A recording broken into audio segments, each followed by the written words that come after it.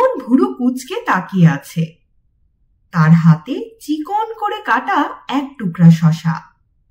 ছোট চাচা বলেছেন কচ্ছপের বাচ্চারা শসা খায়। ইমনের ধারণা কচ্ছপের বাচ্চারা শসা খায় না। সে অনেকক্ষণ ধরে শসা হাতে বসে আছে, তার কাছ থেকে তো খাচ্ছে না, বরং শসার টুকরা মুখের কাছে ধরতেই এরা মুখ হাত পা খোলসের ভেতর ঢুকিয়ে ফেলছে। মনে হচ্ছে শসা ওদের জন্য ভয়ঙ্কর কোনো খাবার। মানুষের বাচ্চাদের কাছে দুধ যেমন, ওদের কাছে শসাও তেমন। কচ্ছপের বাচ্চা দুটা ইমনের জন্য এনেছে তার ছোট চাচা। এরা বেশিরভাগ সময় থাকে বাথরুমে লাল প্লাস্টিকের বালতিতে। মাঝে মাঝে ইমনের যখন খেলতে ইচ্ছে করে তখন সে বালতি থেকে তুলে আনে। পানি থেকে তোলার সময় তার একটু ভয় ভয় করে, কামড় দেয় কিনা। এখন পর্যন্ত কামড় দেয়নি। ছোট চাচা বলেছেন কচ্ছপের বাচ্চাদের দাঁত নেই বলে তারা কামড়ায় না।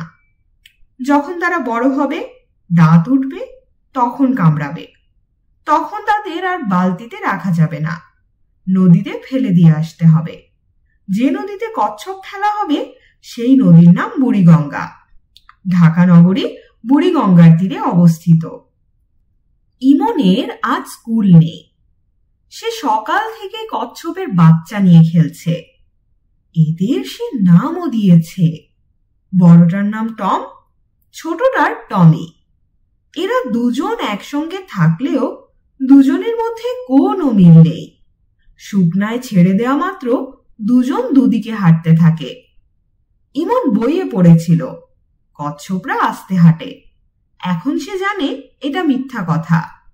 এরা চার পায়ে বেশ দ্রুত হাঁটে, মুহূর্তের মধ্যে ঘরের কোনায় চলে যায়। তাদের তখন খুঁজে পাওয়াই মুশকিল হয়। সবচেয়ে বেশি দ্রুত হাঁটে টমি। ইমন ভেবে রেখেছে তার ছোট বোনটা যখন আরেকটু বড় হবে তখন তাকে সে একটা কচ্ছপের বাচ্চা দিয়ে দেবে। ইমনের ছোট বোনের নাম সুপ্রভা। মা বলেছেন সুপ্রভা নামের মানে হচ্ছে সুন্দর সকাল, গুড মর্নিং। কিন্তু ছোট চাচা বলেছেন সুপ্রভা মানে সুন্দর আলো। কারটা ঠিক সে জানে না। ইমন ঠিক করে রেখেছে কোনো একদিন সে তাদের মিসকে জিজ্ঞেস করবে। সুপ্রভা এখনো খুবই ছোট। বেশিরভাগ সময় সে ঘুমিয়ে থাকে। মাঝে মাঝে তার কাঁদতে ইচ্ছে করে, তখন সে কাঁদার জন্য জাগে। খানিকক্ষণ কেঁদে আবার ঘুমিয়ে পড়ে। ইমন তার সারা জীবনেও এমন কাঁদুনে বাচ্চা দেখেনি। সবচেয়ে মজার ব্যাপার হচ্ছে সুপ্রভা কারো উপর রাগ করে বা ব্যথা পেয়ে কাঁদে না, কোনো রকম কারণ ছাড়া কাঁদে।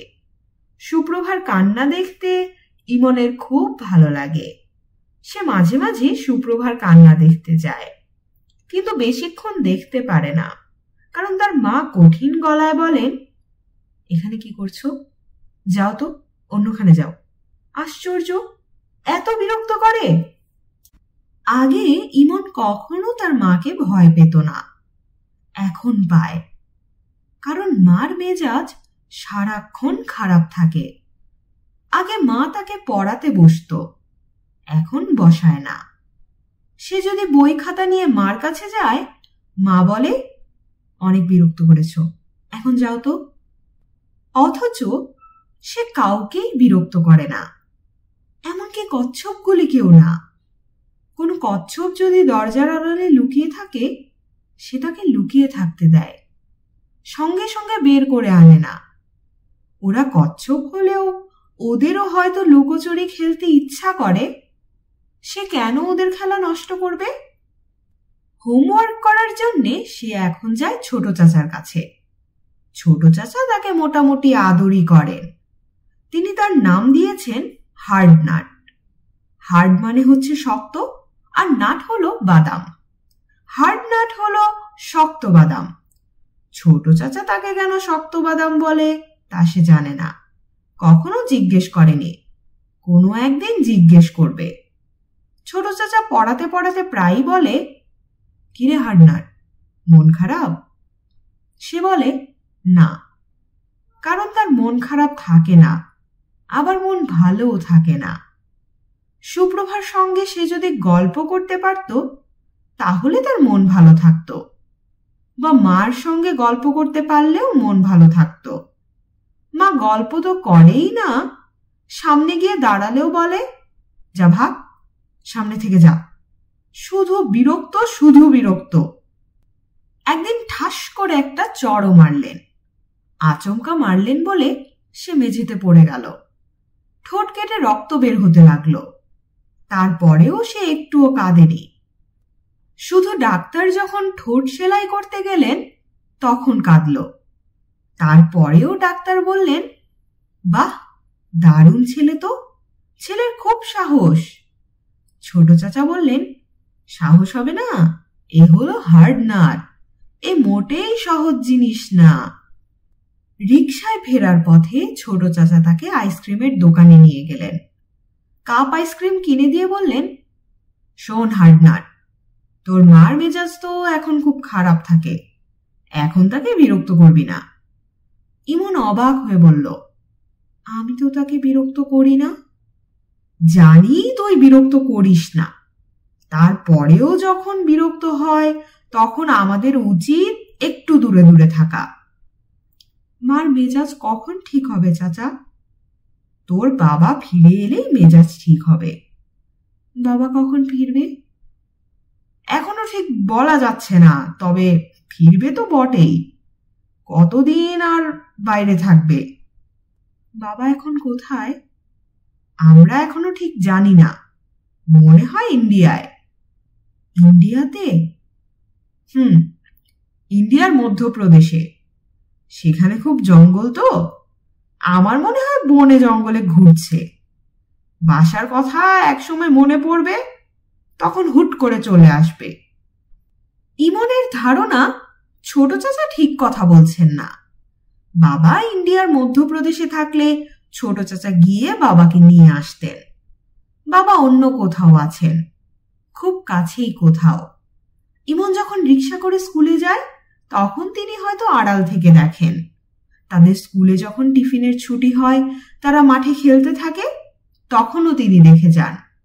একদিন তিনি চলে আসবেন এ ব্যাপারে ইমন নিশ্চিত।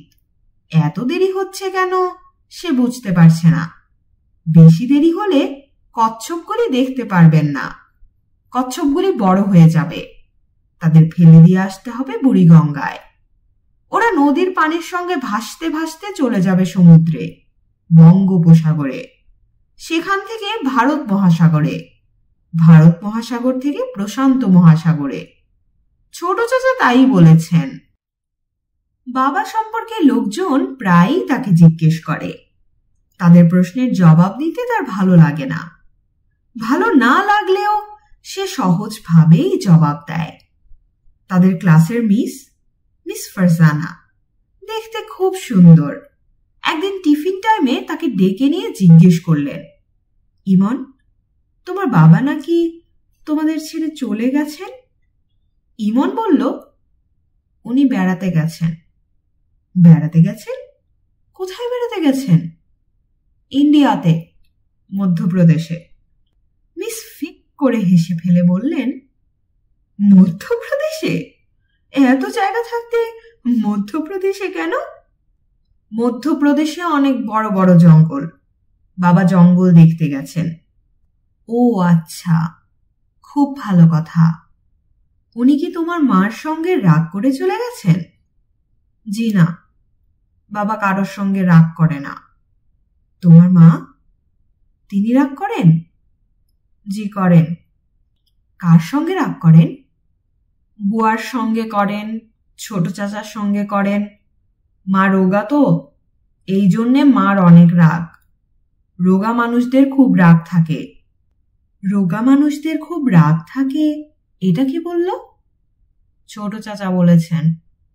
উনিও রোগা, এই জন্যে উনারও খুব রাগ। আচ্ছা ঠিক আছে, তুমি যাও। ইমন মার রাগের জন্যে খুব ভয়ে ভয়ে থাকে। টিভিতে কার্টুন দেখার সময় সাউন্ড খুব কমিয়ে দেয়। মা খুব যখন হইচই করতে থাকেন তখন সে টিভির সাউন্ড পুরোপুরি অফ করে দেয়। সাউন্ড ছাড়া কার্টুন দেখতে তার খারাপ লাগে না। সাউন্ডগুলি ভেবে নেয়, কোন দৃশ্যে কিরকম সাউন্ড হবে এখন সে মোটামুটি জানে। মা যখন অন্যদের উপর রাগ করে তখন ইমনের তেমন খারাপ লাগে না, কিন্তু যখন সুপ্রভার উপর রাগ করেন তখন খুব খারাপ লাগে, কাঁদতে ইচ্ছা করে। সুপ্রভার উপর মা প্রায়ই রাগ করেন। সুপ্রভা কেঁদে গলা ফাটিয়ে ফেলছে, মা ফিরে তাকাচ্ছেন না। বুয়া এসে যদি বলে আপু কাঁদতাছে, তখন মা তীব্র গলায় বলেন, কাঁদছে কাঁদো, তুমি তোমার কাজ করো, কাজ ফেলে চলে এসেছো কেন? ছোট চাচা এক সময় উঠে এসে বলেন, ভাবি বাচ্চাটার কি হয়েছে? মা তখন বিরক্ত গলায় বলেন, জানি না কি হয়েছে, ওর মনের খবর আমি জানবো কিভাবে? কাঁদতে কাঁদতে তো গলা ভেঙে ফেলছে, গলা ভেঙে মরুক। ভাবি এইসব কি কথা বলছেন? আমার যা মনে আসছে বলছি। তোমাদের অসুবিধা হচ্ছে? হ্যাঁ অসুবিধা হচ্ছে, বাচ্চাটা পেটের খিদে কাঁদছে, আপনি ফিরে তাকাচ্ছেন না, এটা কেমন কথা? তুমি এমন চোখ মুখ শক্ত করে কথা বলছো কেন? তোমার ভাই তো কখনো মুখ শক্ত করে এমন ভাবে কথা বলেনি। চোখ মুখ শক্ত করে কথা বলার জন্যে আমি সরি। ভাবি শুনুন, ফর গডস সেক স্বাভাবিকভাবে বাঁচার চেষ্টা করুন। স্বাভাবিকভাবে বাঁচার চেষ্টা করার মতো অবস্থা কি আমার আছে? ভাইজানের জন্যে কষ্ট শুধু আপনি একা পাচ্ছেন, আর কেউ পাচ্ছে না, এটা আপনি কি করে ভাবছেন? কষ্ট পাচ্ছেন ভালো কথা, কিন্তু একটা দুধের শিশুকে কষ্ট দেবেন কেন? তার অপরাধটা কোথায়? খবরদার, তুমি আমার সঙ্গে চোখ লাল করে কথা বলবে না। ভাবি আমি চোখ লাল করে কথা বলছি না, আমি আপনার কাছে হাত জোড় করছি, ওকে দুধ খেতে দিন। নাটক করবে না, নাটক আমার ভালো লাগে না। একে তোমরা নিয়ে কোথাও পালক দিয়ে দাও। আচ্ছা ভাবি, ঠিক আছে, তাই করব। আপাতত আপনি একে সামলান। এই পর্যায়ে মা সুপ্রভাকে কোলে নেন, সঙ্গে সঙ্গে তার কান্না থেমে যায়। তখন কান্না পেয়ে যায় ইমনের। সে ছোট চাচার ঘরে ঢুকে কাঁদতে শুরু করে। ছোট চাচা গম্ভীর গলায় বলেন, ইমন তোকে কেউ মেরেছে? ইমন ফোপাতে ফোপাতে বলে, না মারেনি। তোকে কেউ বকা দিয়েছে? না। তাহলে কাঁদছিস কেন? জানি না। পুরুষ মানুষ কি কাঁদতে পারে? না। ফোঁস করতে পারে? না। হেঁচকি তুলতে পারে? না। তুই তো একই সঙ্গে কাঁদছিস, ফোঁস করছিস এবং হেঁচকি তুলছিস, তিনটা নিষিদ্ধ জিনিস করছিস। চোখ মুছে কচ্ছপ নিয়ে আয়, একটা মজা দেখাবো। কি মজা? আগে নিয়ে আয়, তারপর দেখাবো। ইমন কচ্ছপ নিয়ে এলো। ফিরোজ কচ্ছপ দুটা উল্টা করে মেঝেতে রেখে দিল। এরা খোলসের ভেতর থেকে মাথা এবং পা বের করে সোজা হবার চেষ্টা করছে, পারছে না। ফিরোজ হৃষ্ট চিত্তে বলল, এই হচ্ছে মজা। কি মজা? যত চেষ্টাই করুক এরা এখন আর সোজা হতে পারবে না। ছটফট করবে কিন্তু পারবে না। বাইরের কোনো সাহায্য লাগবে। তুই বা আমি যদি সোজা করে দিই তাহলেই সোজা হতে পারবে। মজাটা এইখানেই। মানুষেরও মাঝে মাঝে কচ্ছপের মতো অবস্থা হয়। মানুষ উল্টে যায়, ঠিক হবার জন্যে ছটফট করতে থাকে, ঠিক হতে পারে না। বাইরের সাহায্য ছাড়া ঠিক হওয়া তখন সম্ভব না। তোর মার এখন এই অবস্থা চলছে। সে উল্টে গেছে, ঠিক হবার জন্য ছটফট করছে, কিন্তু পারছে না। কাজেই তোর মার উপর রাগ করেও কোনো লাভ নেই। মার উপর তোর রাগ নেই তো? না, নেই। Very good. আরেকটা কথা, যদি কোনো কারণে খুব মন খারাপ হয় তখন কচ্ছপ উল্টে দিয়ে ওদের দিকে তাকিয়ে থাকবি, তখন দেখবি মন ভালো হয়ে যাচ্ছে। কেন কেন কেন করবি না? চড় খাবি। আচ্ছা করব না। আজ ইমনের মন সামান্য খারাপ, বেশি না, সামান্য। এই সামান্য মন খারাপ নিয়ে কচ্ছপ উল্টানো যায় না বলে সে উল্টাচ্ছে না। শশার টুকরা কেটে খেতে দিচ্ছে, এরা খাচ্ছে না। হাতে ধরে থাকলে এরা খায় না, কিন্তু পানিতে ছেড়ে দিলে মুখ বের করে কুটকুট করে খায়। ইমন, এদিকে শুনে যাও। ইমনের বুক ধক করে উঠল। আগে মা ডাকলে আনন্দ লাগতো, এখন মা ডাকলেই বুক ধক করে ওঠে। ইমন কচ্ছপ দুটা বালতিতে রেখে মার ঘরের দরজা ধরে দাঁড়ালো। মা সুপ্রভার গায়ে তেল মালিশ করে দিচ্ছেন। তিনি চোখ সরু করে তাকালেন। ইমনের বুক শিরশির করতে লাগলো। দরজা ধরে দাঁড়িয়ে আছো কেন? কাছে আসো। ইমন ঘরে ঢুকল। হাত ভেজা কেন? আবার কচ্ছপ নিয়ে ঘাটাঘাটি করছিলে? হাত ধুয়ে এসেছো? হ্যাঁ। সাবান দিয়ে হাত ধুয়েছ? ইমন সাবান দিয়ে হাত ধোয়নি। তারপরেও ভয়ে ভয়ে হ্যাঁ সূচক মাথা নাড়ল। সে জানে এই মিথ্যা মাথা নাড়ার জন্যে তার বাঁ কাঁধের ফেরেশতা 5টা বদি লিখেছে। ফেরেশতার নাম কেরামান কাতেবিন।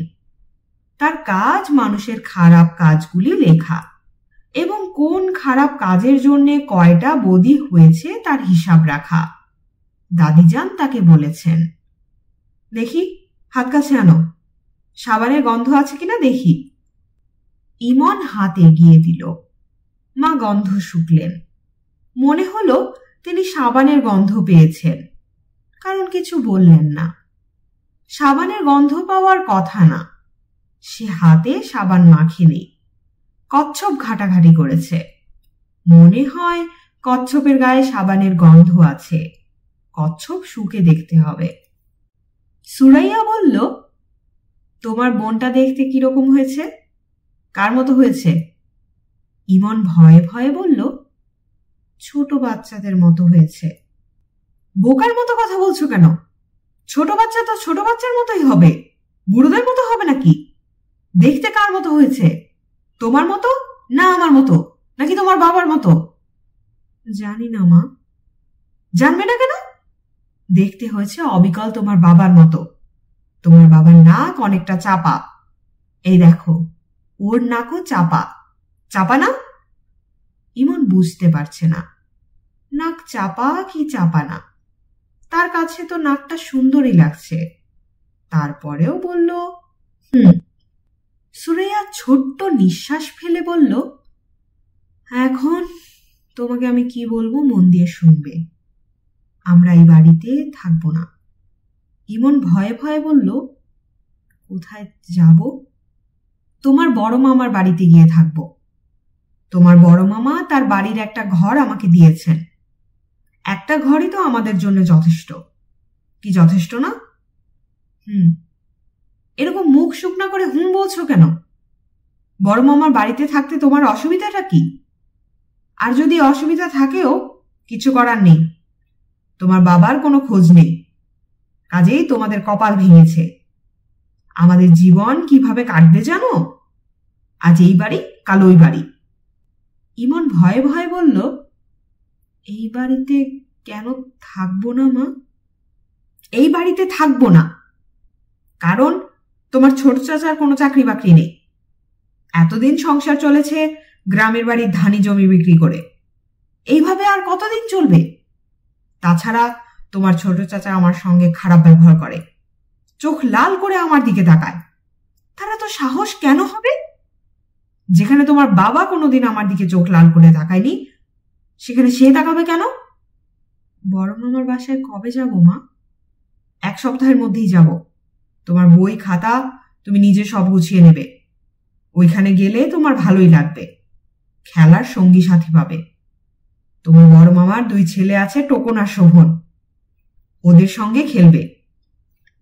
এখানে একা একা থাকো। তোমার বড় মামা তোমাকে পছন্দও করেন না? ইমন বুঝতে পারছে না তার বড় মামা তাকে পছন্দ করেন কিনা। তার বড় মামার চেহারাটা রাগি রাগি। চশমা পরেন, চশমার ফাঁক দিয়ে তাকান। কেমন করে জানি তাকান। তিনি বাসায় এলেই ফুলের গন্ধ পাওয়া যায়। সেই গন্ধে গা কেমন জানি ঝিমঝিম করে। পরে সে জেনেছে এটা ফুলের গন্ধ না, জর্দার গন্ধ। বড় মামা পান খান না, শুধু শুধু জর্দা খান। তিনি যখনই এ বাসায় আসেন এক প্যাকেট বিস্কিট নিয়ে এসে গম্ভীর গলায় বলেন, ইমন নিয়ে যা। ইমন বিস্কিট নিয়ে যায়, কিন্তু তার কোনো আনন্দ হয় না, কারণ বিস্কিট তার পছন্দ না। শুধু চায়ে ডুবিয়ে বিস্কিট খেতেই তার ভালো লাগে, অন্য সময় ভালো লাগে না। বিস্কিট খাবার জন্য কেউ তো আর তাকে চা বানিয়ে দেবে না। সে ছোট মানুষ, কলেজে যখন পড়বে তখনই সে শুধু চা খেতে পারবে। সুরাইয়া বললেন, কথার জবাব দিচ্ছিস না কেন? তোর বড় মামা তোকে পছন্দ করে না? মুখ শুকনা করে হুঁ বলছো কেন? মনে হচ্ছে মাথায় আকাশ ভেঙে পড়েছে। যাও, এখন সামনে থেকে যাও। সারাক্ষণ ভোতা মুখ দেখতে ভালো লাগে না। ইমন মার ঘর থেকে বের হলো। বড় মামার বাড়িতে কি কচ্ছপ দুটা নিতে দেবে? মনে হয় দেবে না। কচ্ছপ দুটা এ বাড়িতেই রেখে যেতে হবে। মাকে একবার বলে দেখলে হয়। অবশ্যই বললেও লাভ হবে না। বড় মামার ছেলে টোকন আর শোভন হয়তো তার কাছ থেকে কেড়ে কচ্ছপ দুটা নিয়ে নেবে। একটা লাভ হয়তো হবে। রাতে মার সঙ্গে ঘুমোতে পারবে। তাদের একটা ঘর দেয়া হবে, তারা সবাই সেই ঘরেই থাকবে। এখানে বেশিরভাগ সময় তাকে ছোট চাচার সঙ্গে ঘুমোতে হয়। সে যখন ঘুমোতে যায় তখনও ছোট চাচা বাইরে। একা একা ঘুমোতে তার খুবই ভয় লাগে। তবে অনেক রাতে ঘুম ভেঙে যখন সে দেখে ছোট চাচা ঘুমুচ্ছেন তখন তার খুবই ভালো লাগে। সে যদি খুব নরম গলাতেও ডাকে, ছোট চাচা, তাহলেও ছোট চাচা উঠে বসেন, গম্ভীর গলায় বলেন, কি হয়েছে রে হারনাথ, বাথরুমে যাবি? আয় যাই। ঠিক সময় ডাক দিয়েছিস, আমারও বাথরুম পেয়েছে। ছোটটা, তোর কি বড়টা নাকি? আমারও ছোটটা। চল যাই। কি আগে যাবে, তুই না আমি? বড় থেকে ছোট না ছোট থেকে বড়? তুমি যা বলবে তাই। তাহলে তুই বরং আগে যা, কোলে করে নিতে হবে নাকি? বাথরুম থেকে ফেরার পর ঘুম না আসা পর্যন্ত ছোট চাচা গল্প বলেন। তার গল্পের কোনো আগামাথা নেই, শুরু নেই শেষ নেই, তবু ঘুম ঘুম চোখে শুনতে এত ভালো লাগে।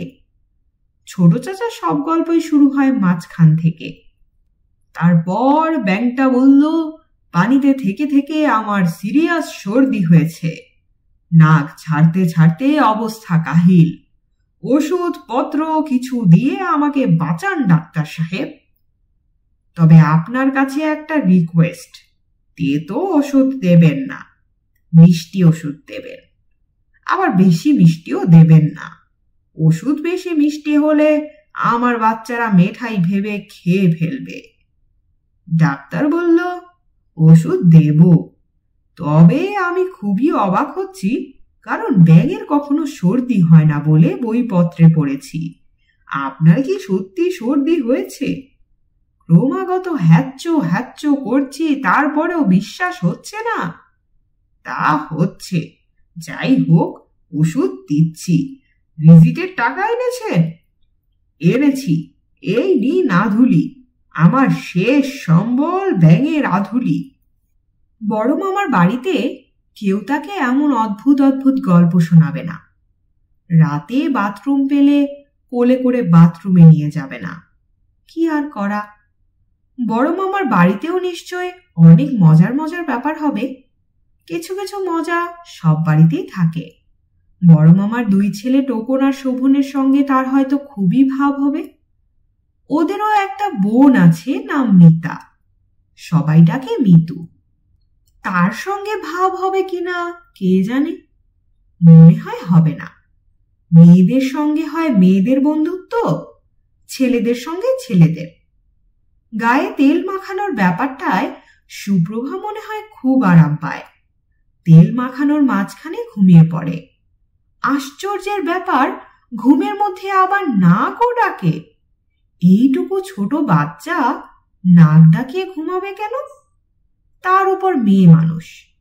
সুরাইয়ার খুব রাগ লাগে, এখনো রাগ লাগছে। চড় দিয়ে ঘুম ভাঙিয়ে দিতে ইচ্ছা করছে। রাগ সামলে সুরাইয়া বারান্দায় গেল। ফিরোজ বারান্দায় পা ছড়িয়ে বসে খবরের কাগজ পড়ছে। তার সামনে গম্ভীর মুখে ইমন বসে আছে। ফিরোজ বলল, কেমন আছেন ভাবি? একই বাড়িতে বাস করছে, অথচ দেখা হলে প্রথম বাক্যটি বলছে, কেমন আছেন ভাবি। এর মানে কি এই যে চোখে আঙ্গুল দিয়ে বুঝিয়ে দেয়া আপনি ভালো থাকেন না?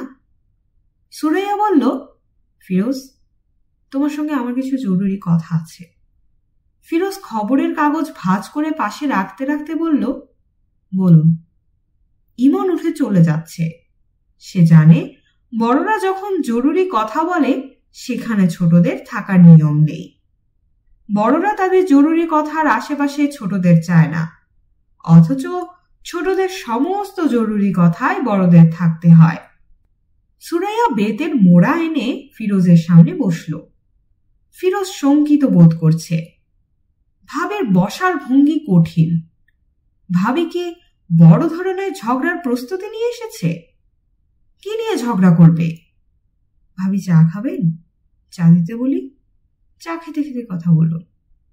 তোমার সঙ্গে আমার এমন কোনো কথা নেই যে চা খেয়ে খেয়ে বলতে হবে। ফিরোজ, শোনো, আমি এখানে থাকবো না। আমার বড় ভাইয়ের সঙ্গে কথা বলেছি, আমি তার কাছে গিয়ে থাকব।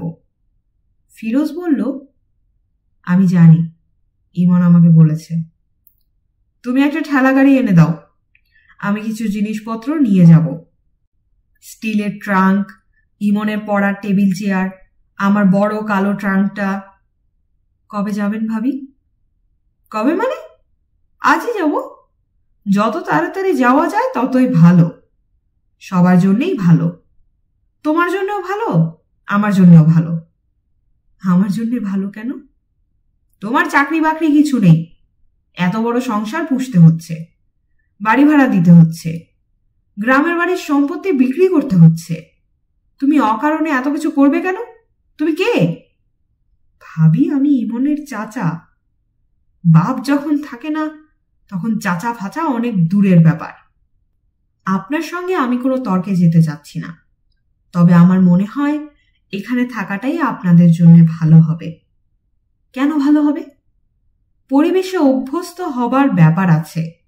আপনি এই পরিবেশে থেকে অভ্যস্ত, ইমন অভ্যস্ত। তুমি জমি বিক্রি করে করে আমাদের খাওয়াবে? হ্যাঁ ভাবি। সেটা কতদিন? তোমাদের কি জমিদারি আছে? জমিদারি নেই, জমি জমা খুব সামান্যই আছে। ভাবি, আমি ব্যবসা শুরু করেছি, বোতল সাপ্লাইয়ের কাজ পেয়েছি। সামান্য হলেও কিছু টাকা পয়সা তো পাচ্ছি। ব্যবসার নিয়ম কানুন বুঝতে শুরু করেছি।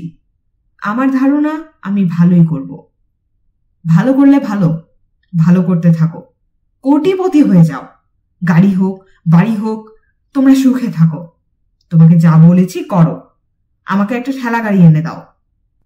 ভাবি, শুনুন, মার শরীর খুব খারাপ। মা চিকিৎসার জন্য ঢাকায় আসছেন। মা আসুক, তারপর যান। ওনার সঙ্গে আমার যাওয়ার সম্পর্ক কি? আমি আজই যাব। আচ্ছা, ঠিক আছে। তুমি আরেকটা কাজ করবে।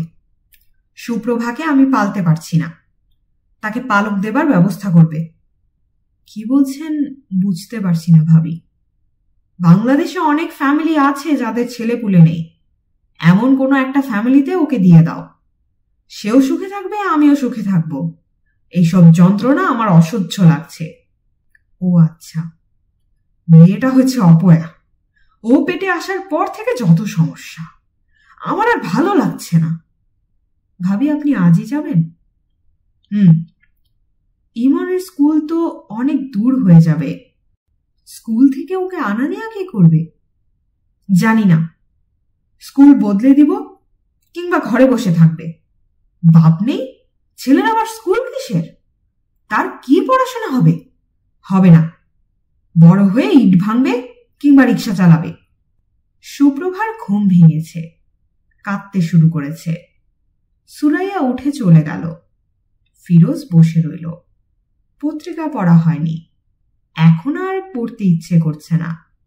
ভাবি যখন চলে যাবে বলে ঠিক করেছে তখন যাবেই। তাকে বোঝানোর কেউ নেই, সে কারো কথা শুনবে না। ইমন ছোট ছোট পা ফেলে আসছে। ছোট চাচার দিকে একবার তাকিয়েই চোখ নামিয়ে নিল।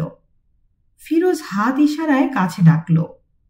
ইমন আসছে, কিন্তু অন্যদিকে তাকিয়ে এগুচ্ছে। একবারও তার চাচার দিকে তাকাচ্ছে না। ছেলেটা অদ্ভুত হয়েছে, অদ্ভুত কিন্তু অসাধারণ। খবর কি রে বেটা হার্ডনার? ভালো। বড় মামার বাড়িতে চলে যাচ্ছিস তাহলে? গুড। যাওয়ার সময় কাঁদবি না তো? না। Very good. বোকা ছেলেরাই কাঁদে, বুদ্ধিমানরা কাঁদে না। তুই বোকা না বুদ্ধিমান জানি না। আয়, পরীক্ষা করে দেখি বোকা না বুদ্ধিমান। কোলে এসে বস, আমি তোর চুলে বিলি কেটে কেটে আদর করব। তখন যদি কেঁদে ফেলিস তখন বুঝবো তুই বোকা, আর না কেঁদে থাকতে পারলে বুদ্ধিমান। ইমন গুটিসুটি মেরে তার চাচার কোলে বসে আছে। তার শরীর কেঁপে কেঁপে উঠছে। সে প্রাণপণ চেষ্টা করছে চোখের পানি আটকানোর, কোনো লাভ হচ্ছে না। চোখ ভর্তি করে পানি আসছে, সে সঙ্গে সঙ্গে চোখ মুছে ফেলছে। ছোট চাচার কাছে সে বোকা প্রমাণিত হচ্ছে, এই দুঃখবোধেও সে আক্রান্ত। তবে সে জানে না ছোট চাচাও তার মতোই বোকা। ছোট চাচার চোখও ভিজে উঠছে, পানি জমতে শুরু করেছে। হার্ডনাট, যেখানে থাকিস, যেভাবেই থাকিস, ভালো থাকবি। আচ্ছা, কোনো কিছু নিয়েই মন খারাপ করবি না। আচ্ছা, গল্প শুনবি? এক দেশে ছিল এক ব্যাঙ। কথা নেই, বার্তা নেই। হঠাৎ বেচারার সর্দি লেগে গেল। সর্দি এবং কফ। সারাদিন নাক ঝাড়ে আর খক খক করে কাশে। ব্যাঙের স্ত্রী বলল, ওগো, ডাক্তারের কাছে যাও, তোমার কাশির শব্দে বাচ্চারা ঘুমোতে পারছে না। ব্যাঙ বলল, ডাক্তারের কাছে যে যাব, ভিজিটের টাকা লাগবে না? তার স্ত্রী বলল, আধুলিটা নিয়ে যাও। ব্যাঙ বলল, আধুলিটাই আমাদের শেষ সম্বল, সেটা নিয়ে যাব? হ্যাঁ যাও, শরীরটা তো আগে দেখবে। টাকা গেলে টাকা পাওয়া যায়, শরীর গেলে কি আর পাওয়া যায়? ব্যাঙ বলল, বউ, কথাটা তো ভালোই বলেছ। আচ্ছা যাই, ডাক্তারকে বরং দেখিয়েই আসি। ব্যাঙের স্ত্রী বলল, ব্লাড প্রেশারটাও একটু চেক করিও। আমার ধারণা তোমার প্রেশারও বেড়েছে। কাল রাতে বৃষ্টির সময় তুমি যখন ডাকছিলে তখন তোমার গলা কেমন যেন অন্যরকম শোনাচ্ছিল। ছোট চাচা দম নেবার জন্য থামতেই ইমন বলল, বাবা কি আর ফিরে আসবে না চাচা? বুঝতে পারছি না। ধরে নে ফিরে আসবে না, তাহলে কষ্ট কম পাবি। ফিরে আসবে ভেবে অপেক্ষা করছিস, মানুষটা ফিরছে না, কষ্ট বেশি না? তোর মা সারাক্ষণ ভাবছে এই বুঝি মানুষটা ফিরল। রাতে ঘুমায় না, জেগে থাকে। গেটে সামান্য শব্দ হলে ছুটে আসে। এই অবস্থাটা তো ভয়ঙ্কর। সুপ্রভা খুব কাঁদছে। সুরাইয়া মেয়ের কান্না থামানোর কোনো চেষ্টা করছে না। কাঁদুক, কাঁদতে কাঁদতে ক্লান্ত হয়ে একসময় নিজেই থেমে যাবে। সে যখন কাঁদে তখন তো কেউ তার কান্না থামাতে আসে না। সে কেন যাবে? তার এত কি দায় পড়েছে? শুনছিলেন কথা সাহিত্যিক হুমায়ুন আহমেদ রচিত উপন্যাস অপেক্ষার তৃতীয় পর্ব। পাঠে ছিলাম আমি তাফান্নুম তানজিম শিফা। উপন্যাস ও এর পাঠ সম্পর্কিত যে কোনো মতামত এবং পছন্দের কোনো গল্প, কবিতা, উপন্যাস, নাটক আমার কণ্ঠে শুনতে আগ্রহী হলে কমেন্ট করে জানান।